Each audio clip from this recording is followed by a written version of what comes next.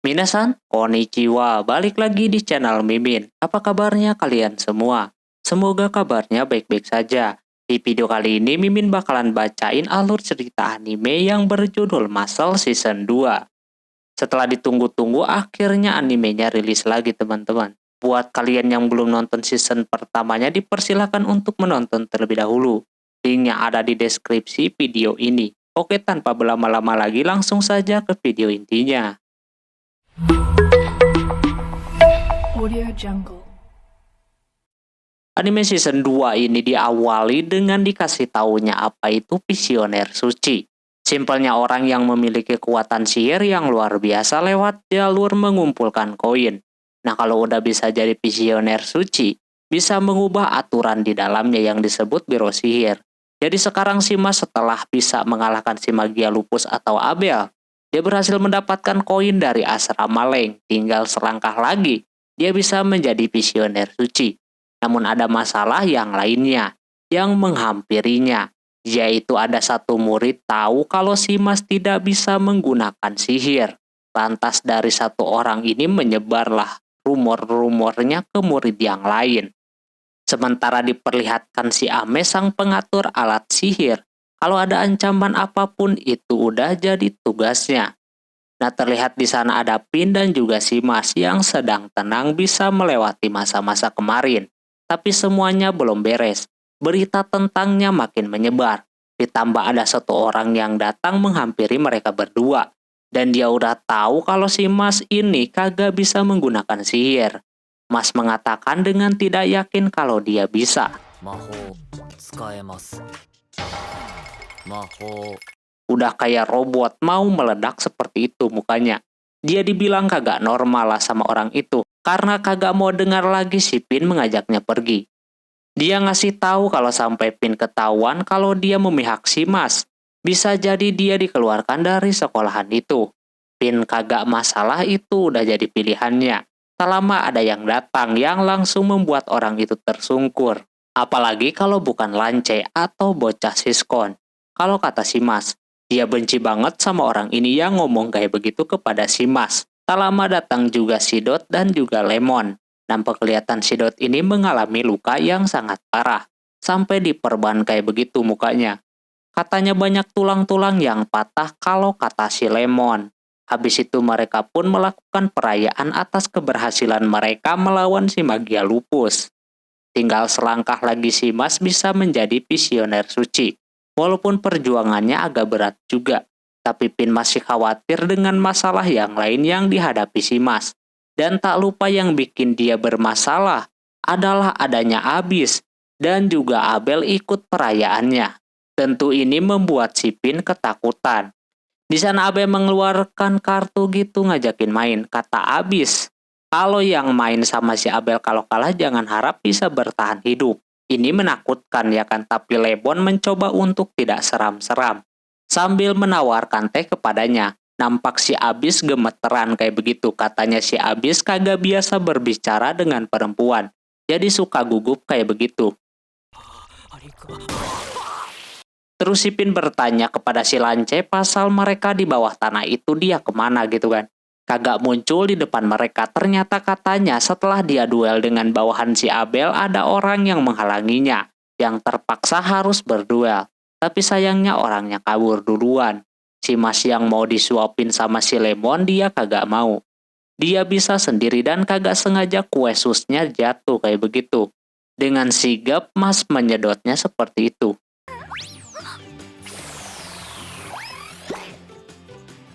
Situasinya semakin kacau, mereka kagak mementingkan apa-apa selain berpesta.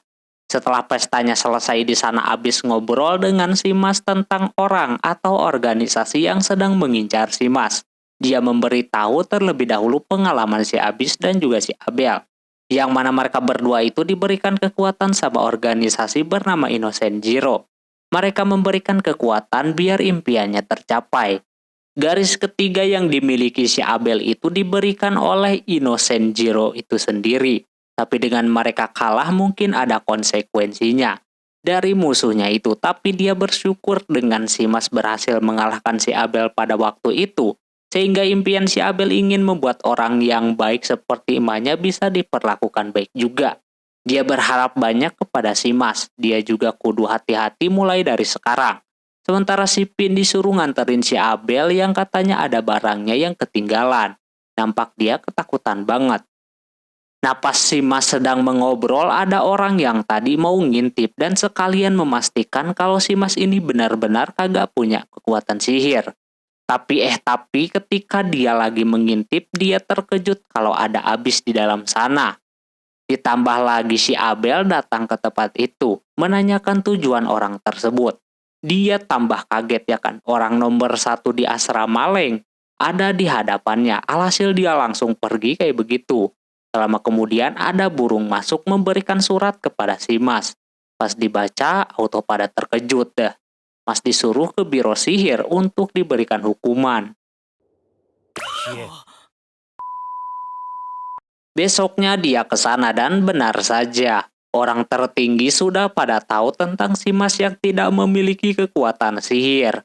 Beliau menjelaskan tentang aturan biro sihir itu sendiri, yang mana manusia dan seluruh dunia ini diciptakan oleh dewa dan dewa memberikan sebuah keindahan dunia ini dan memberikan mukjizat kepada manusia berupa kekuatan sihir.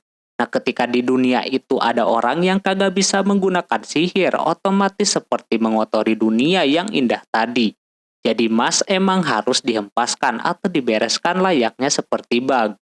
Mas punya penilaian lain kalau dunia ini tidak harus terus sempurna. Tak lama datang seseorang bernama Grans, dia adalah visioner suci. Dia diundang sama kepala sekolah untuk datang ke situ. Dia sangat tertarik sama si Mas yang mempunyai sebuah pendirian. Dia memberitahu si Mas karena di biro sihir itu ada aturan yang kagak bisa diubah, maka dia kalau ingin hidup sesuai dengan keinginannya berarti dia harus mengalahkan atasannya, yaitu para orang-orang visioner suci. Terlebih dahulu dia diberikan tantangan kepada si Mas kalau dia benar-benar punya tekad seperti itu. Mas disuruh untuk menyalakan lilin tanpa menyentuhnya. Bapak Blaze merasa kalau ini sangat berat. Apalagi Mas yang kagak punya kekuatan sihir pasti bakalan kesusahan melakukannya. Di luar nalar si Mas menggesekkan tongkatnya ke lantai dengan kecepatan yang sangat tinggi. Sehingga dia bisa menghasilkan api yang di luar nalar juga anjir. Sehingga lilin itu pun bisa menyala.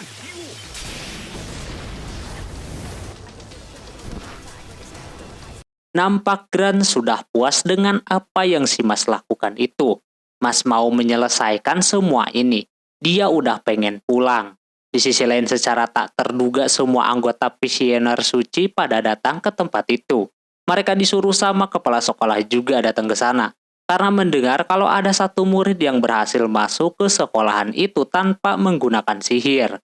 Ketika Mas ingin pergi, tiba-tiba saja dia diserang dengan kekuatan sihir berupa pasir gitu, yang membuat Mas kagak mengerti apa maksudnya ini. Di sana ada beberapa orang visioner suci yang datang dengan berbagai kekuatan di sana. Ada Repol, terus Heleston, Gehenna, Tirone, Bripia, dan yang satunya adalah Madel. Sudah pasti mereka ke situ mau menuntaskan apa yang jadi tugas mereka, yaitu menyingkirkan si Mas. Karena udah sembunyi-sembunyi masuk ke sekolahan itu, Mas udah kagak bisa dimaafkan lagi. Dia auto lemas. Anggap saja itu udah jadi keputusan semua visioner suci. Tapi tiba-tiba ada yang menentang itu. Dia adalah Innocent Zero yang merasuki tubuh si kakek Blaze. Entah kenapa padahal tadi adem ayem baik. Ternyata si Mas ini sangat diinginkan oleh organisasi Innocent Zero itu sendiri. Tapi Mas masih bukan milik siapa-siapa. Dia memberikan bukti kalau dia telah menempelkan sihir parasit kepada si kakek. Yang mana itu parasit akan menyerap energi manusia. Begitupun orang yang mau melepaskannya. Dia bisa saja jadi inang selanjutnya. Innocent Zero akan menguasai dunia ini.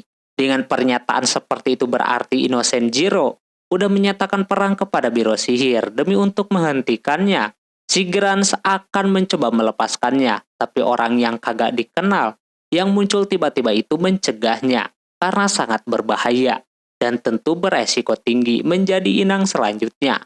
Grans tetap akan melakukannya, Tak lama Mas dengan mudah mencabutnya kayak begitu.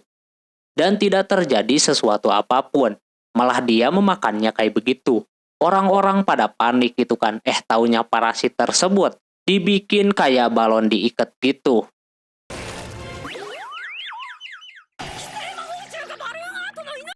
Dia ikat menggunakan lidahnya. Udah di luar nalar ini Saitama berambut. Karena Mas kagak bisa mengalahkannya, dia ikat aja. Biar parasitnya kagak bisa kabur. Dia menyelamatkan si Blaze kayak begitu dan didoakan pula.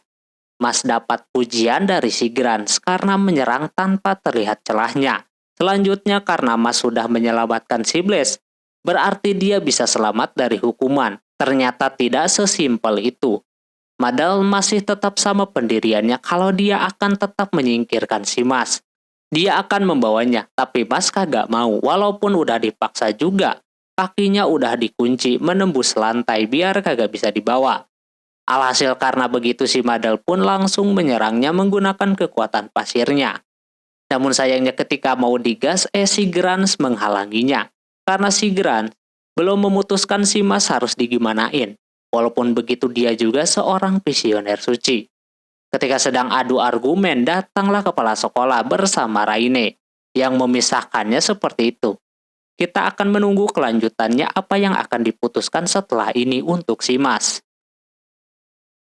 Setelah kepala sekolah datang, si Madal mempertanyakan kedatangannya dan juga alasan kenapa si Mas bisa-bisanya bertahan di sekolahan itu.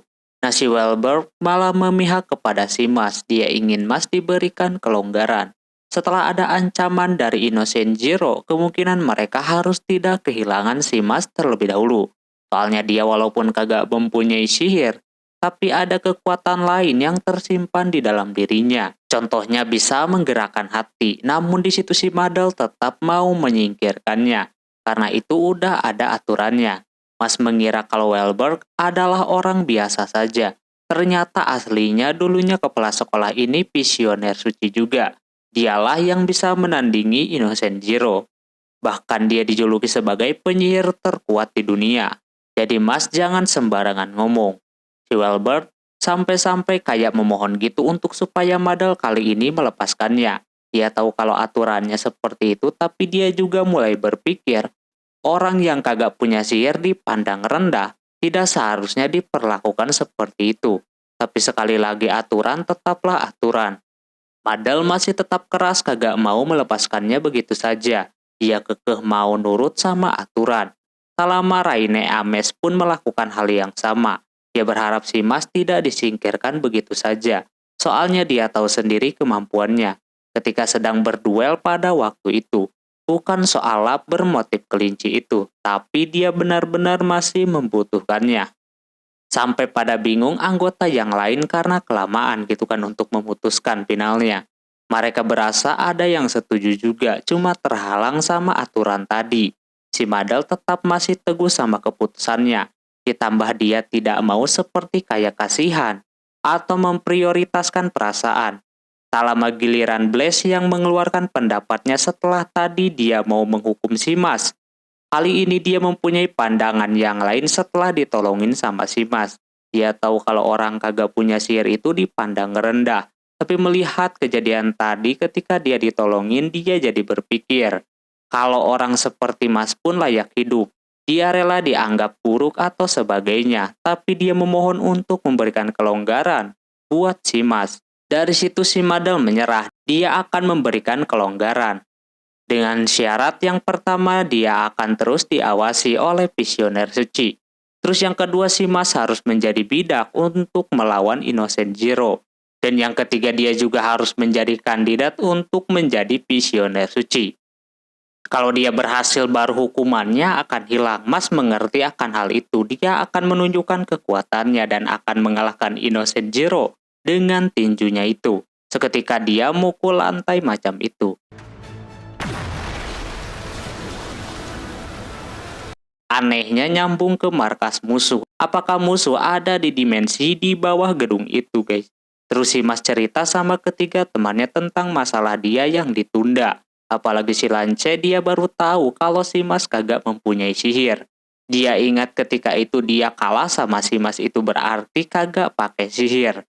Karena daripada pusing, Dot mengajak mereka main. Langsung dah tanpa basa-basi mereka main. Terlihat Pin udah nungguin di sana. Dia penasaran pakaian apa yang lainnya pakai. Pas datang si Dot dia malah pakai jirah anjir. Lantas hal ini membuat si Pin gagal paham maksud mereka main itu seperti apa. Ini si Mas juga menggunakan baju olahraga. Bawa-bawa alat berat pula, katanya ini pertama kalinya dia main sama temannya. Jadi bingung mau pakai baju apaan. Pin mulai tertekan, untungnya si Lance pakai baju normal-normal saja. Tapi ketika dibuka kamejanya, dia pakai kaos adiknya. Setelah itu mereka mulai berjalan-jalan di Merceret, atau apalah itu nama kotanya. Selama Dot memberitahu kalau ada permainan yang seru, yang mana di sana ada seperti boneka yang bersin gitu. Nanti ingusnya jadi beku, jadi kayak main dart gitulah. Di sana Mas mau mencobanya, katanya kalau bagi pemula pasti sulit. Beneran dong, pas dia coba malah mentalnya ke si Dot. Dot kagak mau kalah, dia juga mencobanya, tapi malah ke si Mas nyerangnya. Auto dah mereka ribut di situ sampai si Dot ini babak belur. Selanjutnya si Lance mau membeli tongkat sihir yang baru karena sebentar lagi akan ada kompetisi masuk ke Visioner Suci. Besar kemungkinan mereka bakalan gampang masuk, soalnya udah mempunyai koin yang banyak. Karena ada Innocent Zero muncul, alhasil acara itu pun dimajukan. Dia melihat si Mas kagak mempunyai sihir, dia kagak bakalan mengalah kalau bertarung dengan si Mas. Tak lama mereka sudah sampai. Pas masuk ke dalam nampak banyak banget tongkat sihir di sana. Pertama si Pin mau mencoba terlebih dahulu, sekalian mengukur kekuatannya. Ketika kekuatannya keluar nanti akan ada tongkat yang akan otomatis menjadi miliknya, yang sesuai dengan kekuatannya. Selanjutnya si Lance.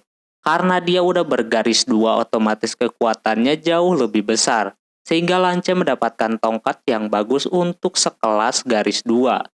Hal tersebut membuat si Dot ini cemburu. Bapak itu menawarkan kepada si Mas mau mencobanya atau tidak. Pin udah ketar-ketir, tapi Mas mau mencobanya. Pas mau beraksi dia melihat ada tongkat yang di bawah sana sendirian kayak begitu. Diceritakan kalau itu tongkat sihir yang kagak bisa diambil. Karena berat, katanya kalau tongkat itu bisa diambil akan ada air elf yang akan keluar dari sana dan nantinya bisa bikin tongkat sihir lagi. Itu menurut legenda. Dalam ribuan tahun belum ada yang bisa mengambilnya, sampai akhirnya Mas akan mencoba ambil. Ini kesalahan besar karena orang itu udah ngomong kayak begitu, jadi si Mas akan mencabutnya. Terbukti dia dengan mudahnya mencabutnya kayak begitu dan benar muncul air. Mas akan ambil tongkat itu, sementara Lance jadi kagak jadi beli. Setelah membeli tongkat, mereka kedatangan si Lemon dan juga seniornya si Mas. Lalu abis itu mereka pun bermain-main sampai kecapean kayak begitu.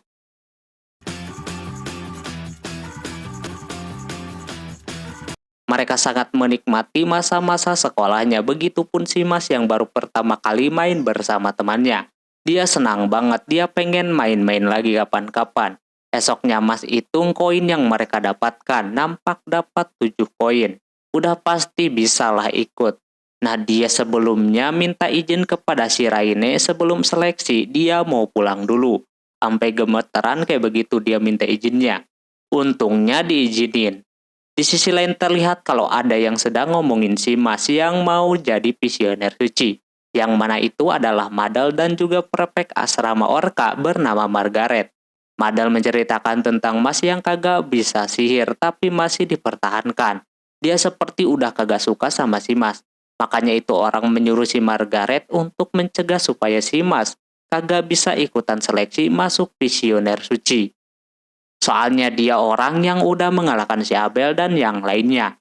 Dan yang lebih parahnya lagi dia kalahkan tanpa menggunakan sihir. Lantas Margaret kaget. Dia mau melakukannya asalkan ada bayarannya. Madal siap-siap saja kalau soal itu. Sisanya dia yang bakalan urus. Terus tiba-tiba saja itu orang mainin piano kayak begitu. Yang ujungnya horor banget yang membuat anak buahnya pada ketakutan. Sementara itu Mas pulang ke rumahnya yang membuat si kakek terharu. Anaknya baik-baik saja sampai sekarang. Walaupun di dalamnya dia sedang dalam masalah. Alamat teman-temannya pun pada kesana. Hal tersebut membuat si kakek terharu karena selama ini si Mas tidak diizinkan untuk keluar. Tapi melihat Mas punya teman, dia senang banget.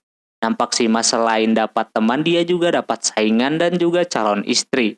Kalau kata si Lemon. Tapi yang pasti mereka berteman baik. Dot dan Lance pun memberikan bingkisan berupa teh herbal dan merchandise adiknya si Lance. Si kakek berpikiran teman-temannya pada aneh. Inilah mereka yang mempunyai karakter masing-masing. Auto langsung main-main kagak jelas yang membuat si kakek kagak mengerti. Dia kasihan sama si Pin yang tiap hari melihat seperti ini. 大変じゃな君。 Tapi si kakek berharap kalau mereka bisa berteman terus dengan si Mas. Sementara itu Margaret mau mencoba ke tempat si Mas itu berada. Setelah mengalahkan si Abel, dia tidak akan melepaskan si Mas. Namun tak lama banyak pedang berjatuhan di sana, yang membuat mereka berhenti di tengah jalan. Siapa lagi kalau bukan si Raine. Dia sepertinya yang sedang menjaga si Mas. Dia akan melawan si Margaret di situ. Sementara orang yang sedang dicari-cari masih belum menyadari kalau dia sedang diincar. すごろくしちゃうぞ。イエーイ。本当に知らなかった。 Oke, mungkin segitu dulu untuk episode kali ini. Mohon maaf bila ada kesalahan dalam penyebutan nama, tempat, atau yang lainnya. Dan sampai jumpa di episode selanjutnya. Jamatan nih, bye-bye. 寄り添って